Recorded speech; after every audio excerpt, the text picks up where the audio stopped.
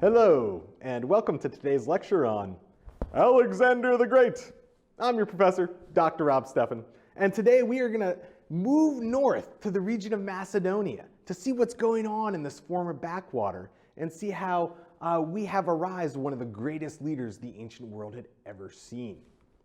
What we'll do is we'll start by setting the scene, then we'll talk about the rise of this region more generally, before we focus on Alexander the Great, first Lord of Greece, then Lord of Persia, and then we'll see eventually his final days and the collapse of his kingdom. So let's go ahead and set the scene. We begin, of course, in the Bronze Age, about 5,000 years ago, around 3000 BC, and what we see during the Bronze Age is the rise of complexity, the rise of civilization, things like monumental architecture, technologies like writing, large complex settlements, sophisticated art. And just as quickly as it arose, it collapses around 1200 BC to be gone for around 400 years. And what we see is we see writing disappear. We see settlements become much smaller. We see burials become poorer and material culture become far less sophisticated. But then in the 8th century BC, in the Greek world, things begin to turn around. Greece, the city-states of Greece send people out to colonize the Mediterranean. We see the rise of iconography and art once again, both in sculptural and in ceramic form. We see writing reappear, this time for uses like poetry and literature. And at the very end of this period, we see the rise of something like democracy. And along with that, Greece gets itself embroiled with a series of wars against Persia. Now, miraculously, they're able to defeat the Persians. And that ushers them into what we call the classical period, from 480 to around 323 BC. And during the classical period, we get all kinds of developments. So we see the rise of this kind of Greek philosophy where people are thinking about what knowledge actually is. We get developments in the artistic world where things are becoming more fluid and more kind of realistic, and I'd say probably also more idealistic as well. I don't know. My abs aren't quite like that, so I can't really speak to that. And then we see things like the development of monumental architecture with things like the Parthenon, and even though Greek temples arose during the Archaic, they're kind of perfected during the classical period. We get the rise of Greek drama, and theaters crop up all around the Greek world, and even though all these wonderful things are happening, we get this tension. Athens is becoming fabulously wealthy. That's scaring Sparta. And within about 50 years of the end of the Persian Wars, Athens and Sparta have gotten themselves into a struggle that we call the Peloponnesian War. And after about 25 years, Sparta is able to defeat Athens at the site of Aegospotami. And so what we see during the 4th century is that Sparta starts out dominant, but we get these shifting alliances. So the major city-states band together to team up against whichever city-state is most dominant at the time. So we see Thebes and Athens begin by teaming up against Sparta. But later on, when Thebes becomes most powerful, Athens and Sparta team up against Thebes. And after 50 years of fighting, not much changes in terms of kind of there arising a single dominant force. Now, during that same time, we're getting the development of even more fluid, more kind of movement-based sculpture, like you see with this statue of Apollo. Philosophically, we have Plato asking questions about knowledge, and Aristotle running early versions of scientific experiments. And finally, we see the rise of richer and richer individuals putting their wealth towards things like funding wars and building funerary monuments to themselves. Here we see the tomb of Mausoleus, where we get our word mausoleum, at the site of Halicarnassus in Ionia. So, how do we move away from Athens and Sparta to this region in northern Greece that used to be kind of a backwater, the region we call Macedon? So one of the implications of the 4th century wars is that individuals are becoming richer, they're being relied upon to fund these wars, and that different kind of backwater regions, especially Macedonia up in the north here, are being slowly pulled into the Greek world. So there are soldiers up here that are being pulled in to fight in the battles between Athens and Sparta and Thebes. Now, that region of Macedonia up there has a really interesting kind of political history. And you don't need to know all the names here, that's not important. We're not even going to go through kind of every step along the way, but let's go ahead and just give you a sense for what's going on. So the Argia Dynasty begins with a guy by the name of Amyntas I. And he's married to somebody named Eurydice. Now think about how messed up this is going to get here, okay? So Eurydice, the wife, she has a lover by the name of Ptolemy, a much younger dude, 20 or 30 years younger. And so she marries this guy that she's interested in, Ptolemy, to her daughter. To her daughter. And so now she's having an affair with her daughter's husband, and they team up and they're going to kill Eurydice's husband, Amyntas. He finds out about the plot, gets so scared that he dies, and then over the course of the next 10 years, everybody just starts killing each other. Somebody comes into power, 2 other people team up, kill them, and then the next person comes up. Now the result of this is eventually one of the younger sons, a guy by the name of Philip II, ends up becoming the king. Now early on, he wasn't a very big deal. He was actually sent away from Macedonia to be a hostage or a ward in the city-state of Thebes. So basically with the idea that he's a hostage in Thebes so that Macedonia won't do anything wrong, right? If Macedonia does something wrong against Thebes, Thebes can go ahead and kill this kind of younger member of the royal family.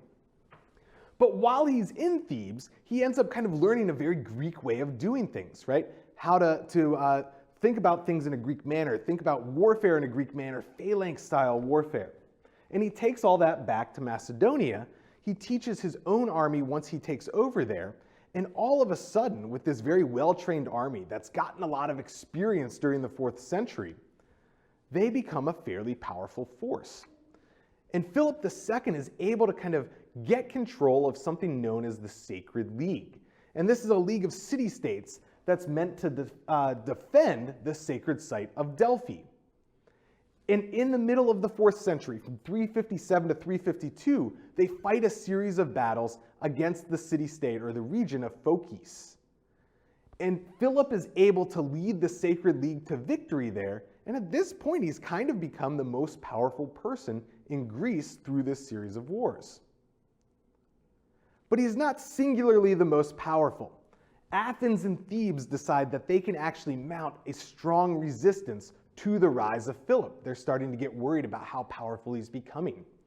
And they mount their resistance at the site of Chaeronea. And in 338 BC, Philip II and his Macedonians go up against the Thebans and the Athenians at Chaeronea.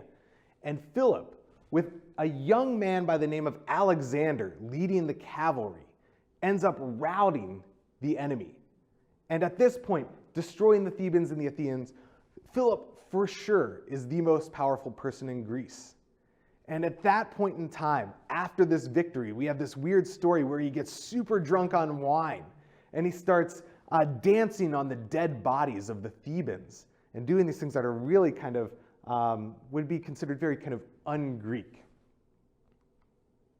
Now, at this point in time, Philip kind of has control of the Greek world. He could go forcefully attack these other city-states, but he starts to set his sights on something bigger, on Persia itself, the Persian Empire. Now, before he does that, he has to solidify some alliances in the Greek world so that the city-states don't rebel when he leaves. And the way that he's going to do that is through a marriage alliance. So he's going to take a 4th wife here. Now, at his own wedding in 336 BC, they parade out a series of the statues of the 12 Olympian gods. And then behind that last god, a 13th statue, the same size of Philip himself. He's very literally putting himself on the same level as the gods. But later in that ceremony, somebody sneaks up behind the groom, behind Philip, and stabs him straight in the back, killing him. Now at this point in time, Greece had just fallen kind of almost completely under the power of a single person, despite the fact that it's used to this kind of system of city-states. So nobody really knows what's going to happen. Some of Philip's generals think they might be able to take over, and his son, Alexander III, that kind of guy who led the cavalry at the Battle of Chaeronea 2 years earlier, he very quickly steps forth and says, I am the new king of Macedon, and I will lead the Greeks. Now, one of the cool things here is that we actually have the royal tombs from the Argia Dynasty, and they're at the site of Vergina.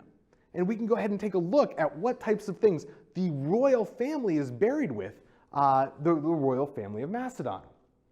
So again, we're looking at this kind of region up here, and even though this says Macedonia, most of this is in modern Greece today. And if we zoom in, modern Greece kind of takes over this little area here, and we're looking at Pella, which is the capital city of the Macedonians in antiquity. Philippi, this is a city that Philip II founded himself. And then Vergina, and this is where the royal tombs actually are. Now, when we look inside the tomb, right, we can see kind of this burial chamber built into the hillside, right? So there's kind of a fancy facade to the thing, and then the tomb itself is built into the hillside. And when they go inside that tomb and they open up this sarcophagus, we actually find this golden thing that we call an ossuary. So rather than bury them in terms of the full body, they cremate the remains and then they put the bones and ashes into something that looks like this. And this is the Macedonian sunburst that we see here, and you can kind of see the gold ossuary that we think maybe held the remains of Philip II kind of in its full glory here. We can see all the other things associated with well. So all these silver kind of dining and drinking vessels. We see very elaborate things like jewelry over here, and then different greaves for battle, different things associated with warfare. And then we think we may actually have the face of Philip himself. So this is a small little ivory statuette. And we can see that one of his eyes over here actually has kind of a slash across it. And we know from historical sources that Philip had something messed up with his right eye. He was kind of almost blind in that one eye. And so we think that this little carved statuette is actually giving us the face of Philip II. Now, let's talk a little bit about the guy who took over for him, Alexander III, who will eventually become not only the Lord of Greece, but Lord of most of the known world. All right, now, Philip II's son Alexander needs to act quickly. There's a power vacuum. Philip's generals are trying to vie for power, and the city-states of Greece, kind of recently conquered by Philip, are trying to rebel, right? They want to cast off Macedonian authority and regain independence for themselves. But Alexander is able to take the reins of power, and he's able to crush these rebellions incredibly quickly. So one of the city-states that rebels, he's able to crush the rebellion. He kills several thousand, and he sells about 30,000 people into slavery, right? Other Greek people, just for rebelling against him. And so very, very quickly, within a year or two, he's able to crush any rebellion that's going on and consolidate power in the Greek world. And then just like his father, he starts to set his sights on the east. Now in the east, we still have the Persian Empire. And so when we talk about Greece's victory in the Persian Wars of 480 and 479 BC, it's not like Greece has crushed the Persian Empire to the point where there is no longer an empire. Rather, they were just able to stop the Persian advance. Over in Anatolia and Persia, the Near East, the Persian Empire is still going strong. And at this point in time, they're led by Darius III. And we can take a look about what's going on in terms of the size of these different regions. Greece, still fairly small, and Persia, still pretty much the largest empire the world had ever seen. Now, what we're going to do is we're going to kind of follow in the footsteps of Alexander and see how he moves out of Greece to take over that empire. And so in the beginning, he's got about this kind of region here, right? Macedonia up to the north, and then mainland Greece down to the south. And eventually, he's got to cross over into Asia, and that's where he fights his first battle at the river Granicus. And so as he's ready to cross into Asia, he's going to fight his first battle at the river Granicus. And here we also start to see the kind of birth of Alexander the legend. So biographers tell us that he was the first one to throw a spear that lands in the soil of Asia, and then he sprints ahead of his troops, so he's the first one to step foot on that soil. Now in this battle, we see that he's actually pretty well outnumbered. especially in terms of cavalry. But Alexander does this tricky kind of thing where he marches across the river in the night, and then he kind of sets up shop in a very conspicuous place so that the enemy pays attention to him. And while the enemy's focused on Alexander and his shining kind of metal armor, the other Greek leader is able to break the line while everybody's paying attention to Alexander, and they're able to win their first victory over the Persians. Now from Granicus, Alexander moves south to the site of Troy. And Alexander kind of has this thing where he's trying to kind of refashion himself as the new Achilles. And so when he gets to Troy, him and his best friend or lover Hephaestion, they go to the tomb of Achilles and they lay wreaths there at the tomb. They do races around the tomb. He ends up getting armor from the site of Troy that the priests have claimed is from the Trojan War itself. And then eventually he gets a copy of the Iliad, and he carries this copy of the Iliad everywhere he goes. So Alexander very much is trying to refashion himself as the new Achilles. And as he continues his journey through what's modern day Turkey, through Anatolia, he stops at the site of Gordian. And at the site of Gordian, there's something known as the Gordian Knot. And this happened a long time ago. There was a prophecy that the next guy who came in on an ox cart would be the lord of Phrygia. And so the next guy who comes in and he becomes the lord of Phrygia. And on that ox cart, there's this kind of knot that's wound so tight that you can't see where it begins and you can't see where it ends. And so it had been like that for 100 years, over 100 years. And when Alexander shows up, he learns of the legend and how whoever can untie this knot will become Lord of Asia. And so Alexander's trying at the knot and he can't quite figure out where it begins, where it ends. He can't get anything done. And so what he does is he takes out his sword and he chops straight through the knot, thus fulfilling the prophecy. All right, so after slicing through the Gordian Knot, being proclaimed Lord of Asia, at least according to this kind of myth, he ends up progressing east to the site of Issus. And here the Persian army has gathered, and at this point in time, Darius himself, the actual Persian king, has shown up to do battle. And so we see Alexander having moved through Macedonia, through most of Asia Minor, to the site of Issus. So at the Battle of Issus in 333 BC, Alexander starts by not having a very advantageous position.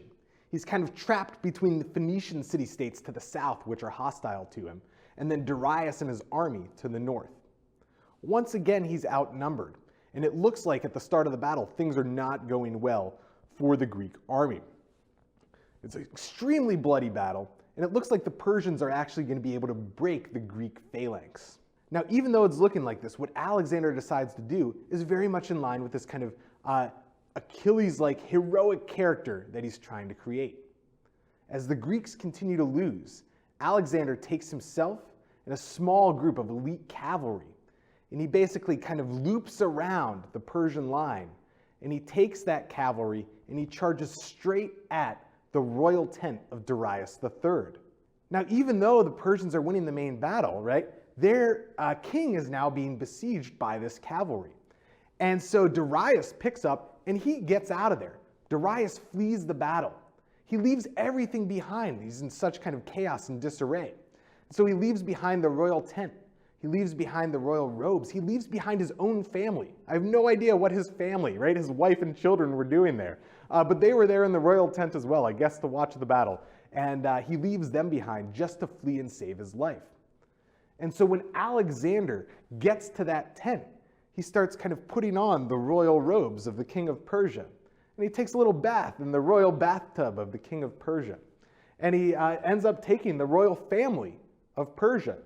And they're now Alexander's. So he brings them in to the kind of Greek world, and he treats them, by all accounts, fairly well. Now, what ends up happening is Darius ends up suing for peace. Now, Darius says, hey, let's go ahead, put an end to this. I'll give you some of the stuff you want, and let's have a truce. And here we have Alexander's response. So he writes this kind of mocking letter back to Darius. And he says, By God's help, I am master of your country. Come to me, therefore, as you would come to the Lord of the continent of Asia. And in future, let any communication you wish to make with me be addressed to the king of all Asia. Do not write to me as an equal. Everything you possess is now mine. Now, mind you, the Persian king still has like most of the Persian Empire at his disposal. And yet this a little young 18, 20-year-old upstart is writing to him saying, I own everything of yours. We see Alexander moving to the east. He's now taken Issus, and from there he ends up going south into what is Phoenicia. And he comes to one of the major city-states, the site of Tyre. And remember, Tyre is actually the founding city of its colony, Carthage, in the 9th century BC. Now, one of the things with Tyre is that the actual kind of old part of the city is out on this little bit of island. And it's very difficult to get to, and therefore it's very difficult to besiege, especially without a navy. And so what Alexander does is he gets his troops to build a bridge a half-mile long from the mainland to this island. And then across that bridge, he pushes these 150-foot tall siege engines. And these siege engines break down the walls, and Alexander is able to slaughter the people of the city, selling tens of thousands of them into slavery. So after besieging Tyre, Alexander continues to move south, this time into Egypt. It's a 750-mile long round trip. And his goal is to not only A, take over Egypt, but B, make it to the Siwa oasis, where is located the Oracle of Amun. Now, Amun is kind of associated with Zeus in the Greek world. It's kind of the Egyptian version, or Greeks thought it was the Egyptian version. And at the Oracle of Amun, Alexander goes inside and consults the priests. And he comes out and he says that the oracle has proclaimed him divine. And this is a very, very strange thing. Well, remember that one of the cornerstones of being Greek is that there's kind of equality of people, and there's equality of religion, and that no person can kind of have a monopoly on access to the gods. And now all of a sudden we have a person who's proclaiming not just to have access to the gods, but to be a god.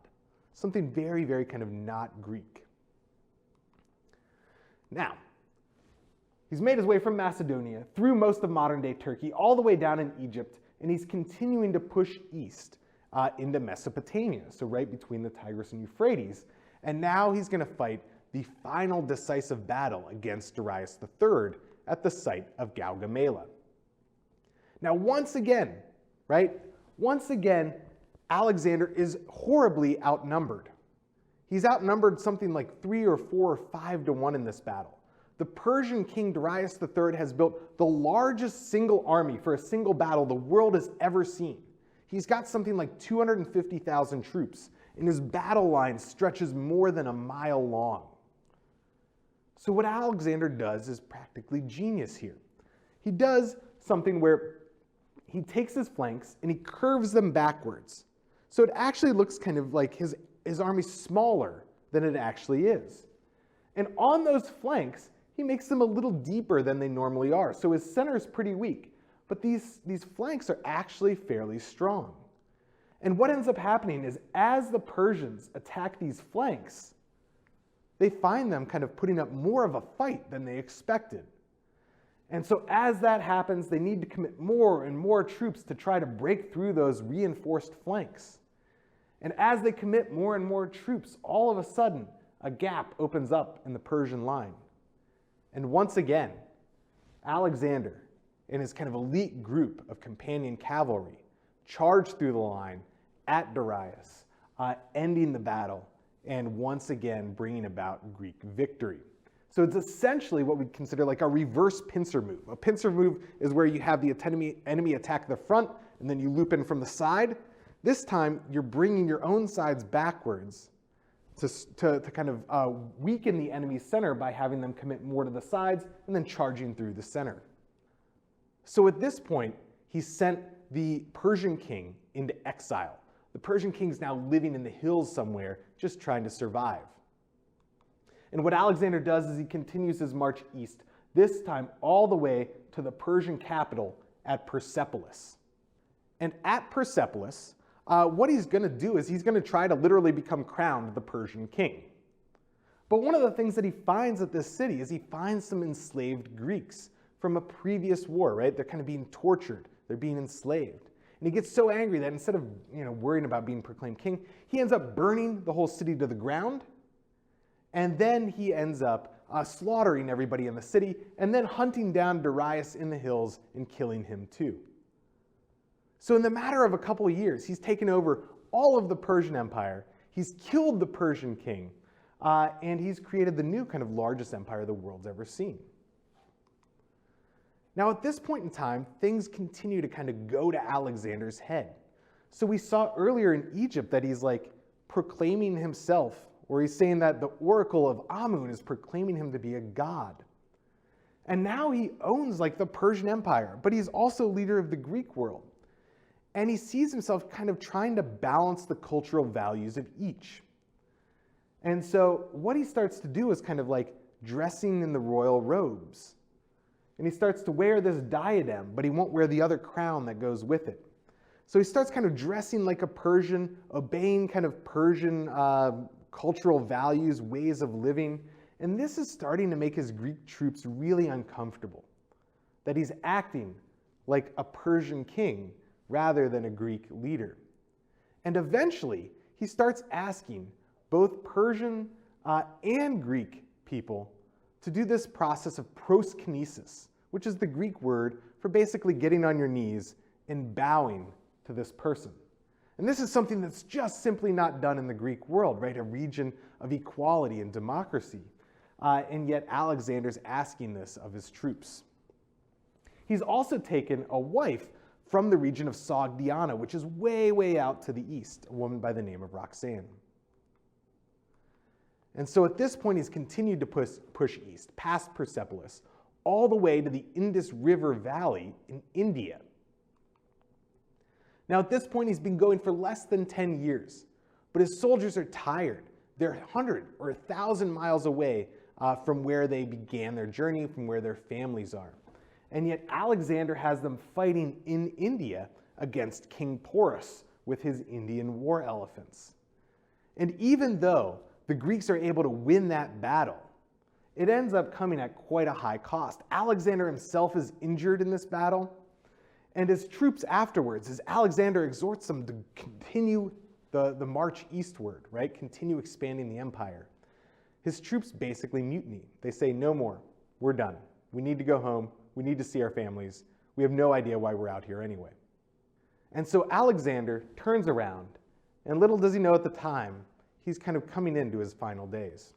So what he decides to do is, as he marches back, he's kind of marching along the coast. But along that coast is desert, the Gedrosian Desert. No army has ever marched through this desert before. And over a 60-day journey, Alexander loses something like 75% of his soldiers just through kind of famine and starving to death and dehydration, right? The terrible conditions of the desert. His troops just aren't built for it. And eventually he makes his way through the Gedrosian Desert, which would be right along here, right? Kind of right down in here. He's making his way back this way. And eventually he makes it to the city of Babylon.